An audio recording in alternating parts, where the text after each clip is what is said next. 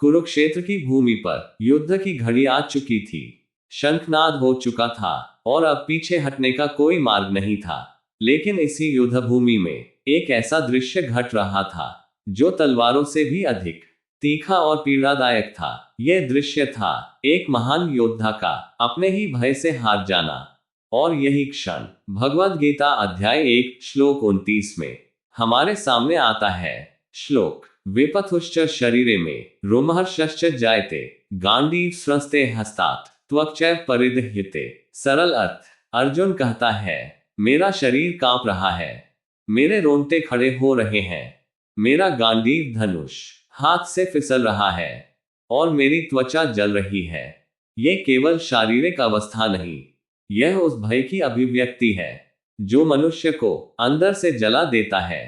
भय जब शरीर पर अधिकार कर ले, डर हमेशा शब्दों में नहीं आता, अक्सर वह शरीर के जरिए बोलता है। अर्जुन का मन अब इतना भारी हो चुका है कि उसका शरीर उस भार को सह नहीं पा रहा। यही कारण है कि शरीर कांप रहा है, हथियार हाथ से छूट रहा है। विपथुश्च शरीरे में शरीर का कांपना, यह पंक्ति बताती है जब मन स्थिर नहीं रहता, शरीर स्थिर नहीं रह सकता। आज भी किसी बड़े निर्णय से पहले, किसी भयावह समाचार पर, किसी कठिन परिस्थिति में हम यही अनुभव करते हैं। गीता मनुष्य को अंदर तक समझती है। रोमहर्षश्च जायते, भय की चरम सीमा, रोंगटे खड़े होना डर का चरम संकेत है। यह उस स्थिति को दर्शाता है जहां मन अपने नियंत्रण से बाहर हो जाता है। अर्जुन अब सिर्फ सोच नहीं रहा, वह डर को जी रहा है। गांडीव स्रस्ते हस्तात्, धनुष का गिरना। गांडीव केवल एक हथियार नहीं था, वह अर्जुन की पहचान था। जब गांडीव हाथ से गिरता है तो यह संकेत है कि अर्जुन का आत्मविश्वास उसके हाथ से फिसल रहा है। यह किसी योद्धा का सबसे बड़ा पतन होता है। त्वक्चैव परिदह्यते, भीतर की आग, त्वचा का जलना केवल शारीरिक नहीं है, यह उस अंतर्द्वंद्व की आग है जो अर्जुन को अंदर से जला रही है। यही आग हर उस इंसान में जलती है जो सही और आसान के बीच फंस जाता है। डर को स्वीकार करना पहला साहस।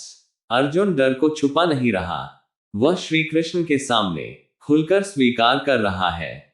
गीता कहती है जो डर को स्वीकार करता है वही उससे ऊपर उठ सकता है। श्री कृष्ण अभी भी चुप है, क्योंकि जब शिष्य पूरी तरह खाली हो जाता है तभी ज्ञान उसमें भरता है। अर्जुन अब खाली हो रहा है। आज अर्जुन हर जगह है। इंटरव्यू से पहले, बड़ा निर्णय लेते समय, जीवन बदलने वाले मोड़ पर। जब डर चरम पर होता है तो शरीर सब कुछ बता देता है।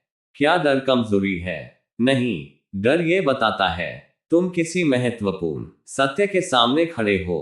कमजोरी डर नहीं, डर के आगे झुक जाना है। गीता डर को मिटाने नहीं, उसे समझने की शिक्षा देती है। डर तुम्हें तोड़ने नहीं आया, तुम्हें गढ़ने आया है। आगे क्या होगा? अगले श्लोकों में अर्जुन बैठ जाएगा, उसका धनुष गिर जाएगा, वह युद्ध से इनकार करेगा और यहीं से श्री कृष्ण का दिव्य उपदेश आरंभ होगा। श्लोक 29 हमें सिखाता है भय मनुष्य का शत्रु नहीं, भय शिक्षक है। लेकिन शिक्षक के आगे घुटने टेकना अधर्म है। यदि जीवन में कभी डर तुम्हें घेर ले तो याद रखना, डर तुम्हें रोकने नहीं, तुम्हें तैयार करने आया है। जय श्री कृष्ण।